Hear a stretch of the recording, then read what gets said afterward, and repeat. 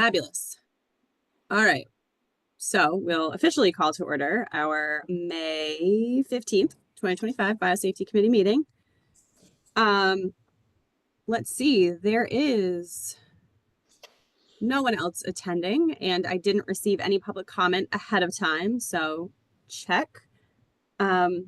Next item is the review of the January 29th, 2025 meeting minutes. That feels like forever ago. Did anyone have any questions, concerns, comments about those minutes? Nope. I wasn't there, so.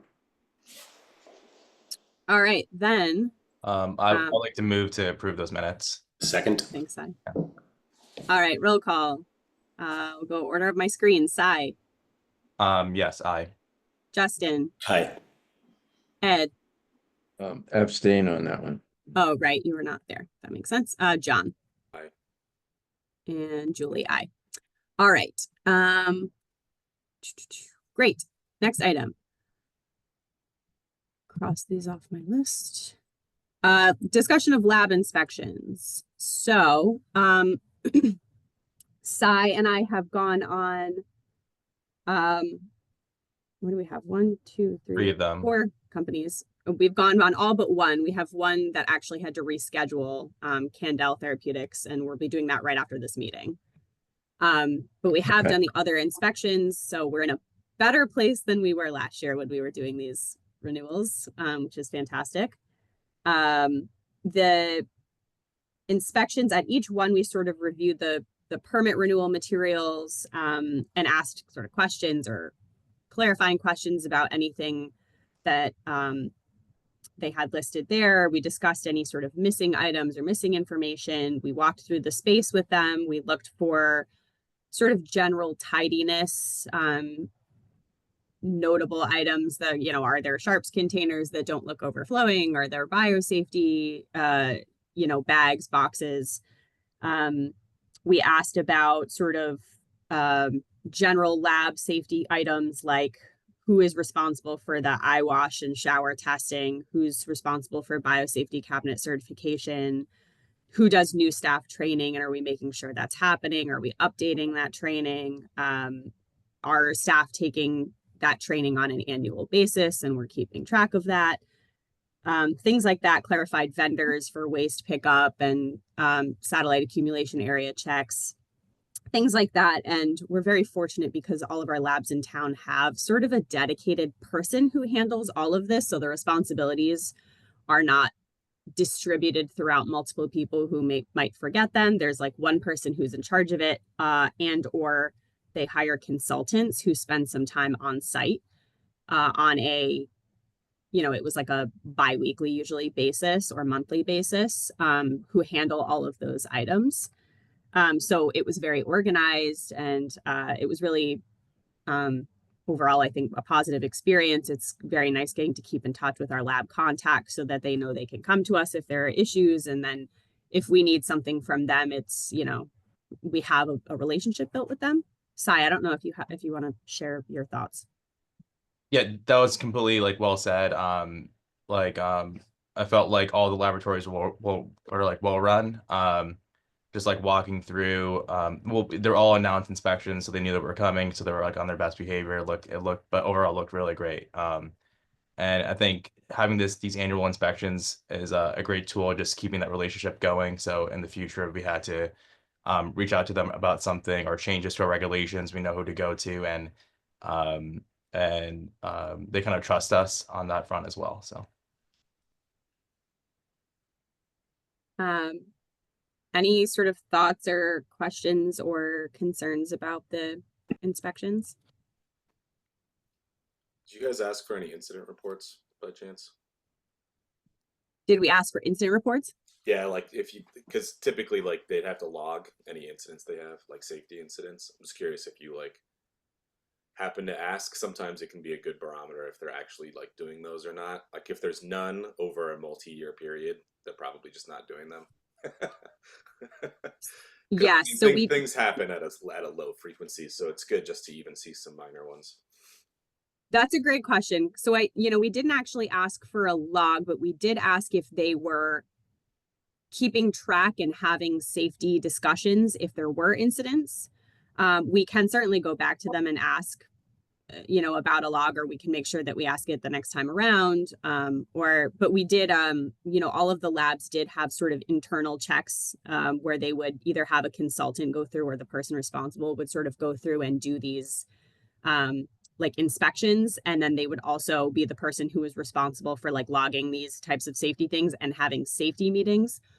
So sort of the interesting thing that I think I've discovered in visiting the labs, I guess it makes sense, but is that a lot of them, they're distinct. So they have a biosafety committee, but then they're also on the side having a like lab safety committee. And this is more for like, let's discuss our biosafety protocols. And this is more for let's discuss our safety incidents.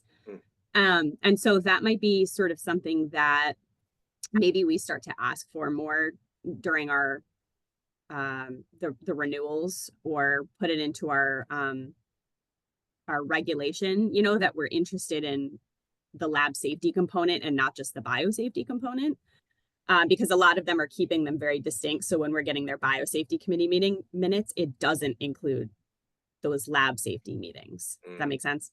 Yeah, that makes sense. Yeah. I think however we want to implement it, I think the question that you asked still gets to the core of the question of like, are they interested, like, are they actively trying to keep an eye on sharps incidents or spills or anything like that and trying to mitigate those? Because some things are going to happen and it's just chance, and it's just, okay, well, that was just a one-off. And then every now and then there's like a risky workflow that's good for them to be like, all right, maybe we could implement like a shield, or you have to wear a face mask when doing it, or something. So I don't know if we have to ask for it on a renewal, but like maybe it can be another bullet during the inspection of like prompting that discussion, because there should be an incident every now and then, Yes. for something minor.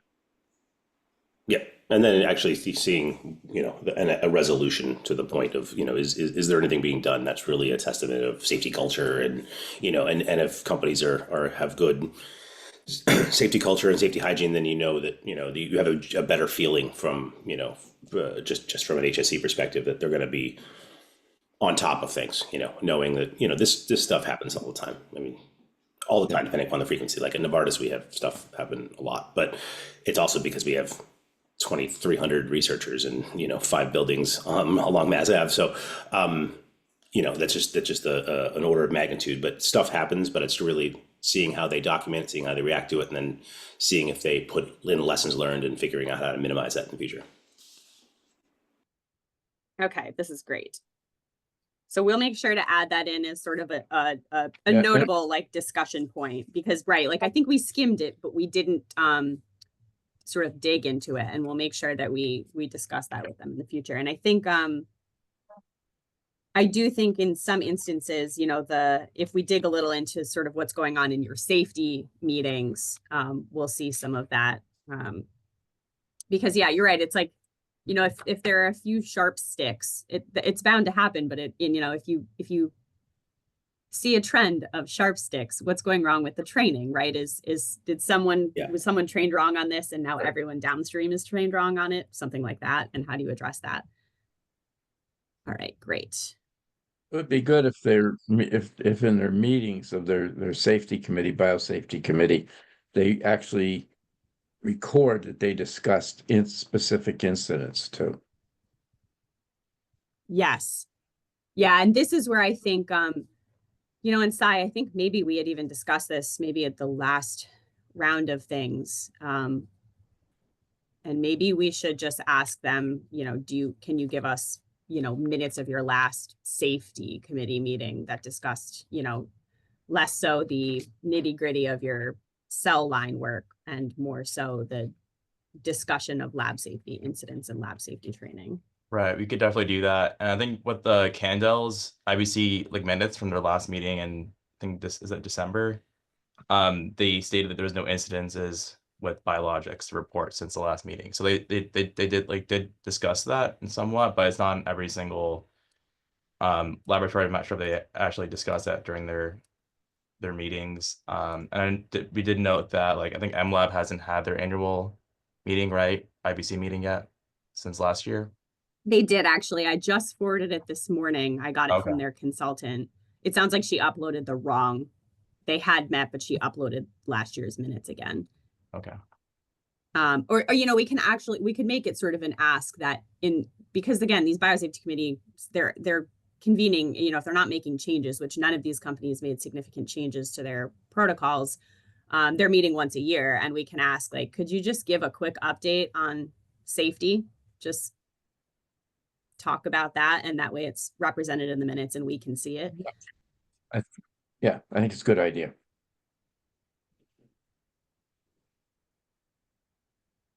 All right, great. Thank you for that. Any other thoughts? So from your All right. perspective, during the inspections, you think everything is pretty much going along as it should?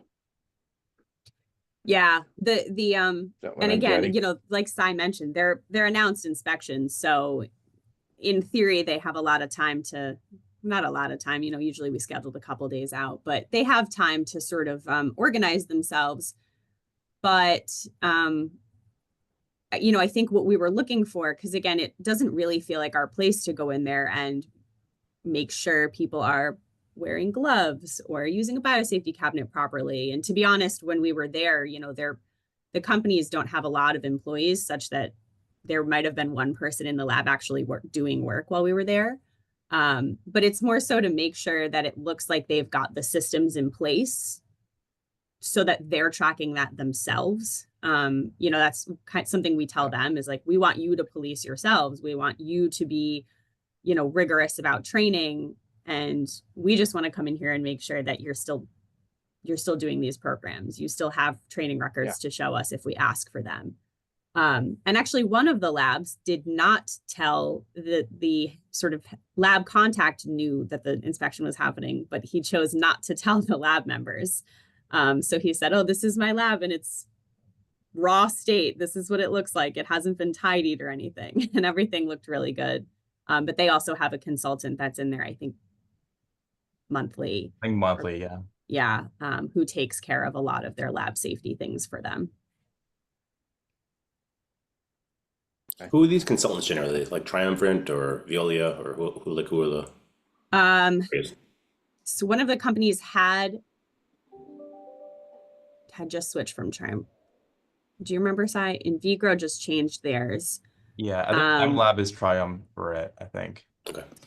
One lab is, I think they're called Environmental Health and Engineering or something. Oh, like EH&E. that. Yep. That's yep. Yes, yeah, they're local. A lot of my old colleagues are actually all doing consulting work, so that's why I'm just curious as to what these companies are doing. Because really, if you the 3 or 4, the handful are out there, are actually pretty good. Obviously, it goes by whoever their consultant is, because sometimes they're better than others. But yeah, they seemed very very on top of it. There was no question as to who was doing what when. So it was nice to know that things were definitely not sort of falling off of the to-do list. And then one of our companies, they don't, they have, these companies are doing like their waste pickup and things, but they have someone who works for the company who handles all the safety things. So he does everything himself. All right. All right, so if we don't have any other thoughts there, we can move on to the review of the permit materials. And I know it was a lot of materials, so I tried in my email to sort of dictate kind of what just was like the new stuff. I believe really all of the companies uploaded the same manuals that they had the first time, with I think a couple of companies had personnel changes. One of our companies, I think, has experienced a sort of Evolved by Nature noted sort of a notable decrease in personnel recently. So that did change. We discussed that a little bit with them. They had some work that they were hoping to do that they won't be doing anymore. We had a discussion about safety regarding like human cell lines, and it turns out that project is actually not happening anymore. And so I think most of the manual stayed the same, with the exception of some personnel changes. In vitro is now perceptive discovery. So I think some of their items may have changed, like branding, but the lab contacts were still the same. We met with the same people at the inspection. All of the companies reported sort of no changes in their protocols or the types of agents that they're using. And we kind of confirmed that with them when we went to the labs. Yeah, I think that's pretty much it. I know it's a lot of material to look through, but I don't know if anybody had any sort of questions, concerns, anything that they felt like we wanted to clarify with any of the companies beforehand.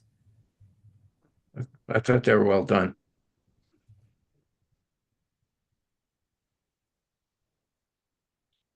Yeah, I think especially the sort of biosafety manual type documents that we requested from people are pretty thorough in describing, their precautions and their training. The emergency action plans were all good. I think pretty much unchanged from last year. I think everyone was good about including sort of more than one contact. So we weren't, especially in the emergency action plan, you don't want there to be one person that you can't reach.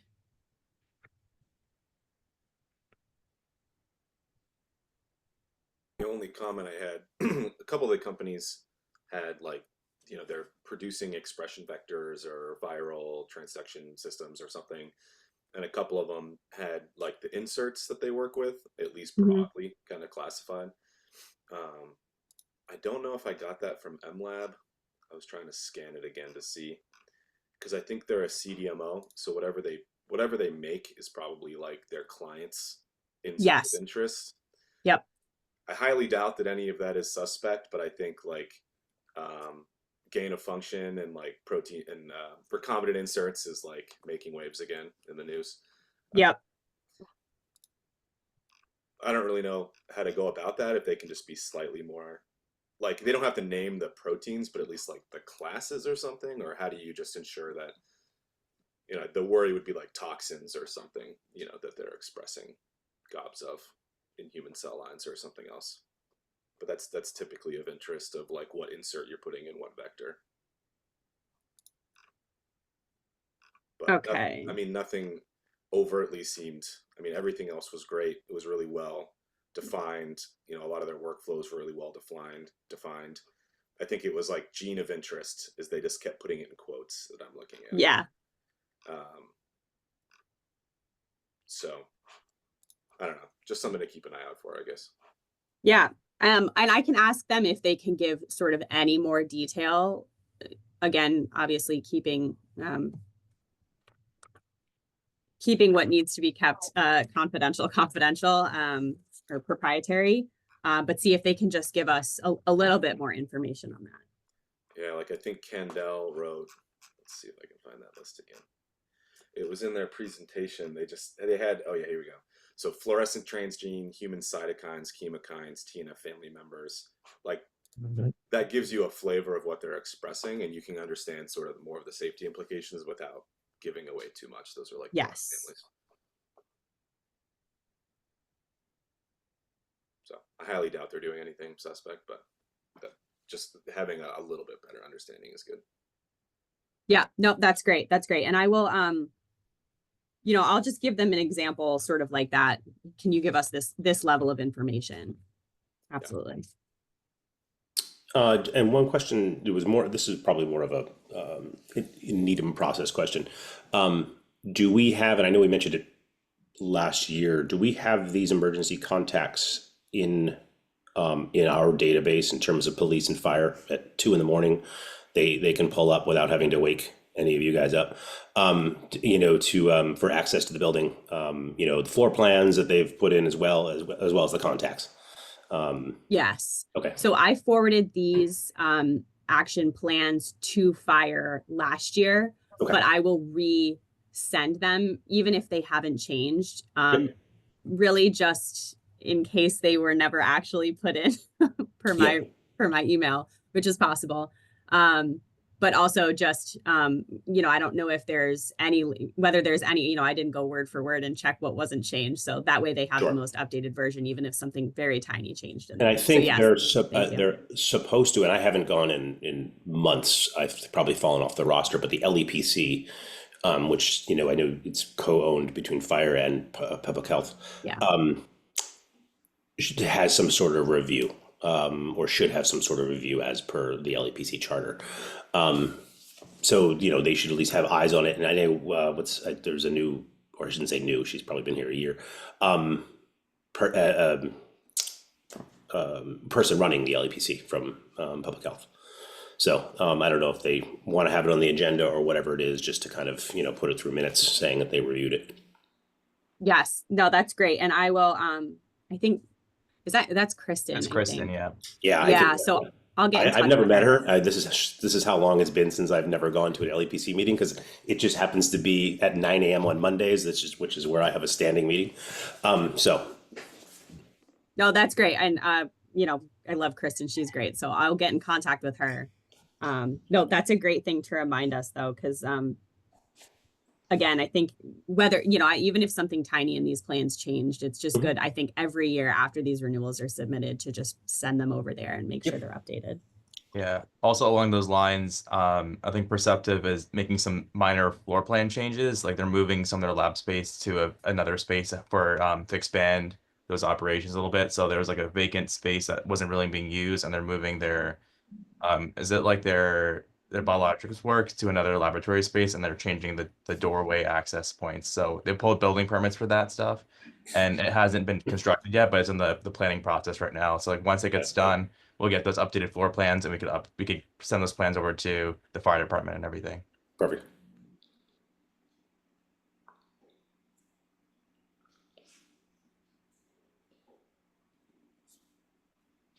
All right. Any other questions, comments, concerns about any of them? MLab, Evolved by Nature, Candel, or in vitro, Perceptive? All right. Let's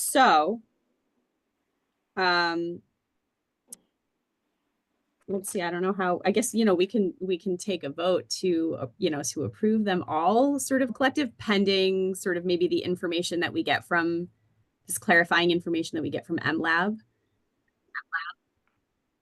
So do you want to do them all at once, or do you want to do each one, or it's up to you procedurally? What do you think? I mean, I think. Honestly, I mean, they were all in the minutes. They were all, I mean, they're all in the agendas. That's fine. Each of them, we can probably do a collective approval pending whatever, you know, John's questions with regards to MLab, and any further clarifications. That's fine. Okay. I'll make a motion. I'll make a motion to accept those four, or accept the 4 permit renewals. So do I need to say what they are?